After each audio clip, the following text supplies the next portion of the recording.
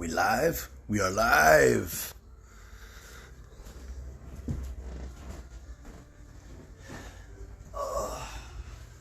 Alright guys, today, where's Buster? Today we're going to talk about how to choke out a dog.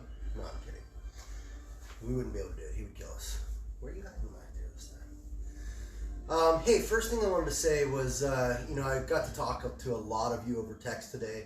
And I just wanted to say thanks for all the kind words. So many of you were wishing us well, and fortunately here at the Jones household, everybody is healthy and safe.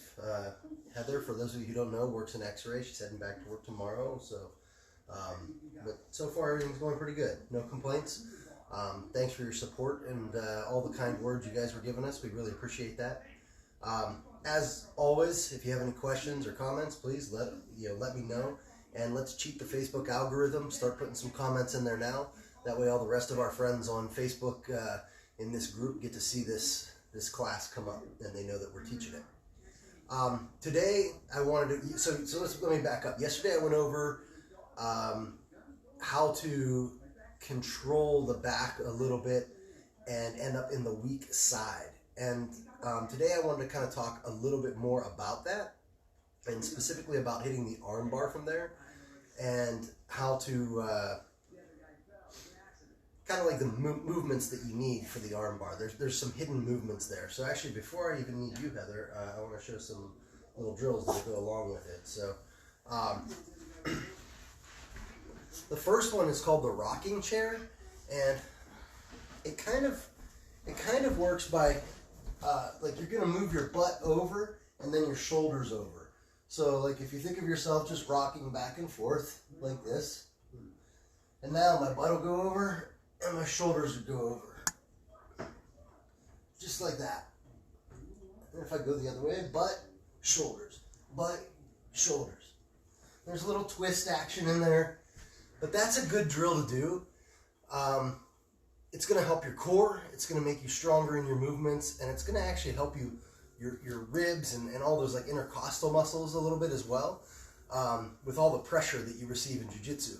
So I think it's a real good exercise for you to do outside of Jiu-Jitsu as well, is to work on that rocking chair.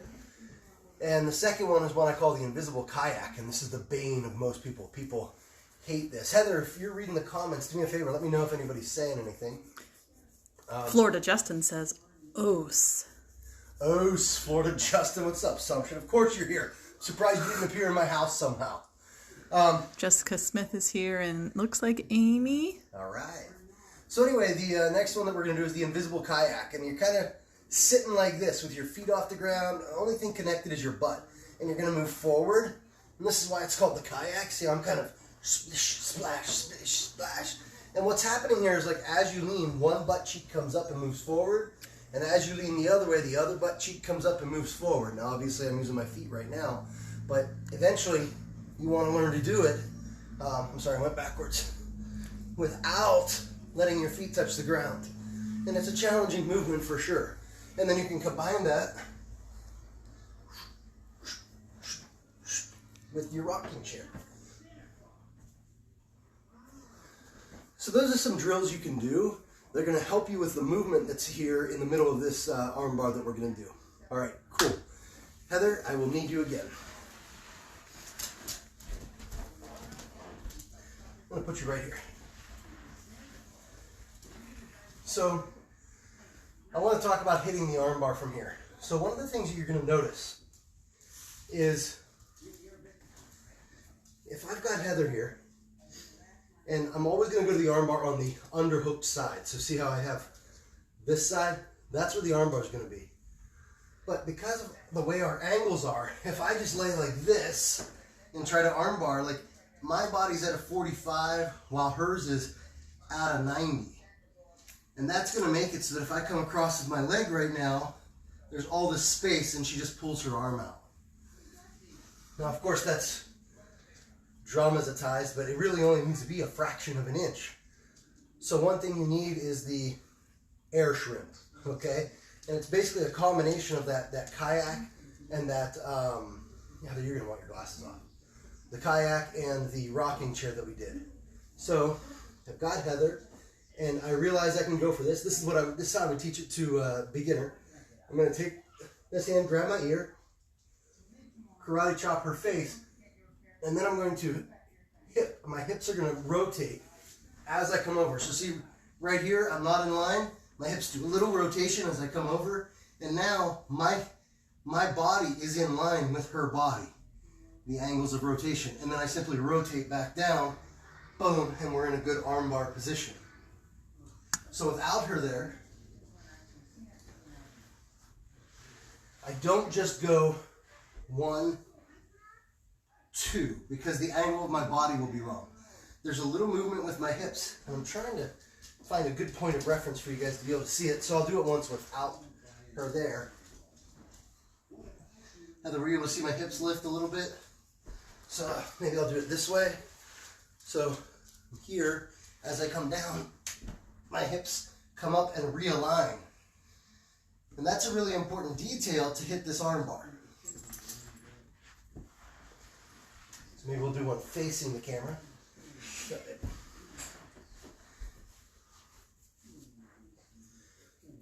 So I'm here controlling, or maybe I grabbed her hand. Another great way to grab is to grab the like the pinky knuckle, the bottom knuckle. Go ahead, bend your pinky for me. So see, I'm grabbing the knuckle there, but I'm not going to do it like this. I'm going to do it using my whole hand. So this is not the whooshy finger hold. It is the control the whole hand here. But the reason that's good is if I just control her wrist and she extends her arm, she breaks my grip. If I control right here at that pinky joint and I pull this in tight, she can't extend her arm. It's very, very difficult. Now obviously if I do it out here, she has some more mobility, and that's a little tougher for me to maintain. But it's still easier for me to maintain than if I'm on the wrist. Because look, as she starts to extend, like I start to, can you guys see this? That grip starts to break. Come back, please. But here she starts to extend, and your wrist can stay straight. As long as your wrist can stay in alignment, you have a better grip. Eventually, though, what I've found is strong people will get out of this. So, you know, just be careful with that. Try to keep it on her. So either one, this would be like a more advanced way to do it, or if that's just like too much, you're like, I don't know if I'm going to remember that, just grab your own ear. Watch out, Buster. I don't want to kick you, buddy. Now, as I lay down, I'm bringing her, I'm pinching her here to keep her from falling away from me as I move, because I don't want her to fall away.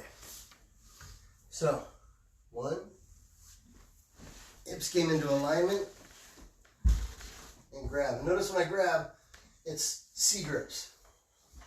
All right, and what that does is it allows me to turn her hand and keep her thumb, can you make a thumbs up for me? Keep her thumb facing up toward the sky, because the thumb is opposite of the arm, or of the elbow rather. And since we're trying to break the elbow, pinch her, you know, I want that to be opposite. Meaning that when I pull this way, that should translate into bending her arm the wrong way. If her thumb is facing here, and I pull down, look, it actually bends, and she can actually walk her feet away from me, turning to her side as she does, and come up on top. Come up, come up, come up. There we go. Kicking the Minnie Mouse kitchen. Guys, kicking the kitchen, incredible detail. Can I set the things back up on that? No, you can do it later. All right. So, if you want to avoid them doing the kick the Mickey Mouse kitchen defense, you have to keep the thumb facing up. That's the way it is. I did that in my best Henner Gracie voice. I'm also trying not to fall on the dog. All right, so we're here. She starts to defend. Let's look at how we get this stuff. Actually, let's turn this way. So I've got the back. Boom. She brings her hands up. Remember, stay on top. So I don't let her hands be above mine. Right now, hers are above mine. She's winning. I come in, and then I come in. 1, 2, control. Slide out. This is how I get that grip on the pinky. Slide out. You can squeeze all 4 fingers. This is perfectly legal. So if someone's doing this to you and you're getting mad, it's legal. They're allowed to do this. Okay? It's uncomfortable. It's not how we make friends, as Kendall would say, but it's perfectly allowed, because now I'm going to bend and get that good grip on the pinky. Now I can come across. Boom. Make sure there's no dog behind me. Realign. Grab. Thumb faces up. Look, knees pinch together. Feet try to pull in. I'd love for them to be flat on the ground. And look, all this hip lifty, that creates lots of arm breaky distance. That's the technical term, arm breaky distance. If I don't lift my hips, look, I can almost pull her pinky to my body. A little uncomfortable, but she's not going to give up on that, right, Heather? Right. Whereas if I lift up, it's a big difference. Still lots of room to break an arm. Plus, let's pretend I'm going to release my inner thighs here so that she can move a little bit more. Like, let's say I have her against my body and I can't get her to tap. Even with the hips lifted and all that, we have to play a little pretend right now. Start pulling her south because now look, more arm breaky distance. Wrap her arm around your leg backwards. She'll tap. Boom. Okay. You want to see a great example of this? One of the best fights to watch is Ronda Rousey versus Miesha Tate, the first one. Ronda basically wraps Miesha's arm around her thigh.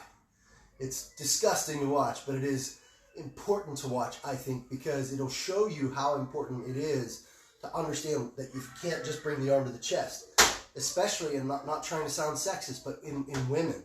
Women tend to be a lot more flexible in these joints, especially like the shoulders and the elbows, than men do. I would say high-level athletes in general. Like, there's $20,000, $30,000, $40,000 on the line. People aren't going to tap like they do in class, right? In class, they're like, I got to go to work tomorrow, I'll tap. Like, when there's $30,000 on the line, that's like, you know, for some people, that's an entire year's salary. Like you might say, well, maybe we can see if we can get out of it. It's a little uncomfortable, and we'll see if we can get out. Like, you might give it a little longer, which brings up a conversation I wanted to have. So, for those of you who don't know, I have a YouTube channel. It's called Top Level Jiu-Jitsu. All of these videos go on it. And I think there's an important conversation to have about understanding Jiu-Jitsu and understanding that when you submit people in class, it's different than when you submit people while rolling. And that's different than when you submit people during open mat. And that's different than when you submit people in a competition. And that's different than when people get submitted in a fight or a real life situation. I mean, in a real life situation, they don't get submitted, right? They just break their arm and then you walk away. And what do I mean by that?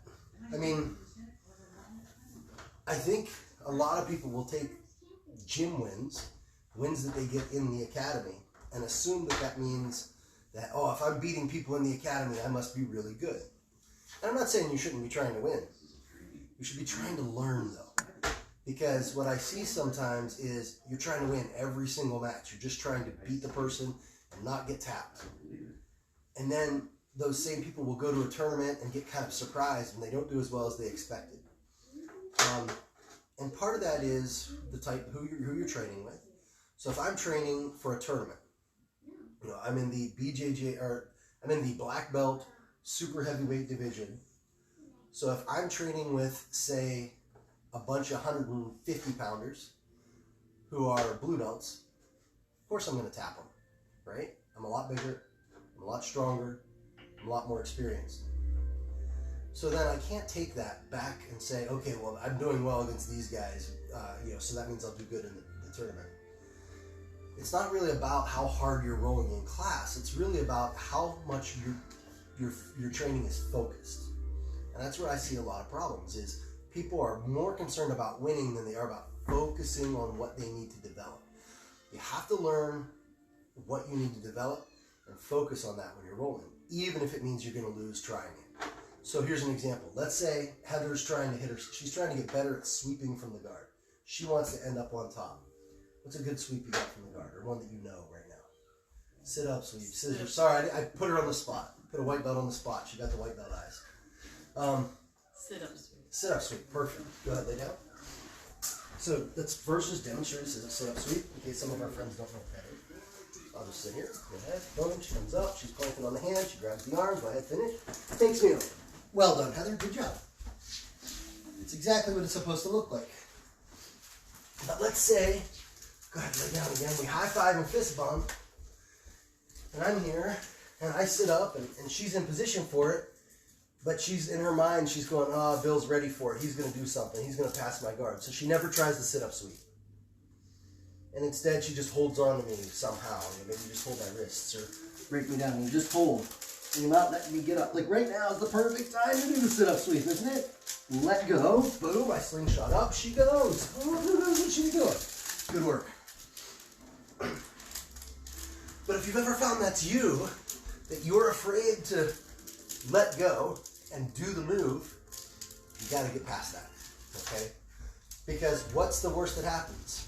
She tries it, she misses. Maybe I pass the guard, submit her, we stop and start again, right? The more you tap, the more repetitions you will get of whatever it is you're trying to work on. And that's probably the most important thing to understand is, okay, she wants to work on sit-up sweep. First thing she should be doing is starting in the guard every time. She should tell everybody, I'm going to start in my closed guard. She should be trying it at every given opportunity, even if it feels telegraphed. Because then she's going to learn how to do it against someone who sees it coming, someone who doesn't see it coming, someone who's bigger, someone who's stronger, someone who's prettier, someone who's uglier. Those don't have anything to do with anything. I'm just trying to be funny. But does that make sense? Because if you don't try it, it's kind of like dating, right? You will date exactly 0 of the people you want to date that you never ask out. Yeah. If you never ask, you don't know. Make sense? You will have a 0% submission completion rating, or in this case, a 0% sweep completion rating of all the ones you don't try. So sometimes you got to let go and work on the things that you suck at in the gym so that you can do better when you're in competition or, God forbid you have to do it, but like in an actual fight.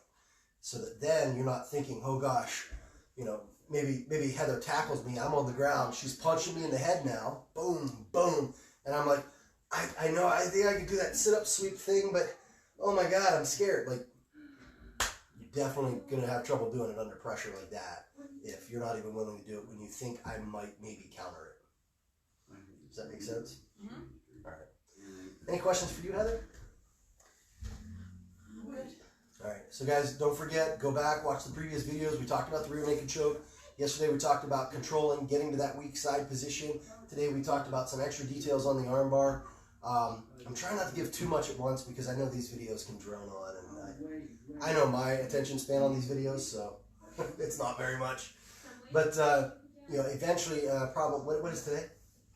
Thursday. Okay, so either Saturday or next Monday, I'll go over letting out the drag and talking about how to control the back position in general, so that people don't get out, and that's going to be a valuable lesson as well. So I hope you guys like it. Let me know in the comments below if you do. Whether you're watching on YouTube or Facebook, thank you so much. Again, it was great to talk to all of you on text today. And if you didn't get that text, let me know in the comments, and I'll hit you with a DM so that I can make sure I have your correct number. All right, guys. Thanks a lot. Have a great day. Oh, sorry. Whoa. Are you okay? You didn't see that.